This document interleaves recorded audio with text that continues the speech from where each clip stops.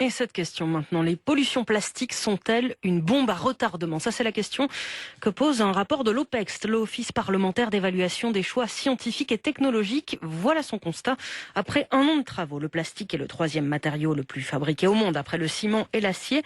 Et 81% des plastiques mis en circulation deviennent des déchets au bout d'une année. Et en plus, Benjamin Elie, la France n'est pas très bonne élève en la matière.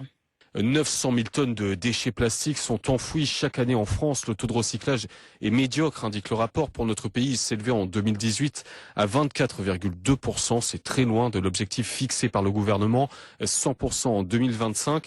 Les raisons sont multiples pour expliquer un tel retard. Philippe Bolo, député MoDem du Maine-et-Loire, l'un des auteurs du rapport. Le recyclage se heurte à différents freins.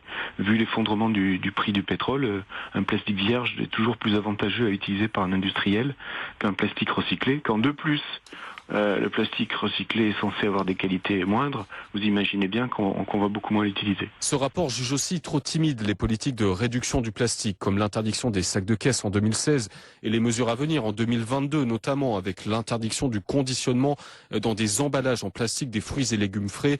Ces mesures seront trop récentes pour produire des effets, estiment les rapporteurs. Ils invitent à reconsidérer nos modes de consommation et ils font une série de recommandations. Exemple, faciliter le retour de consignes en verre pour les boissons, promouvoir un traité mondial visant à réduire la pollution plastique ou encore interdire les lâchers de ballons. Un reportage signé Benjamin Elie sur France Info.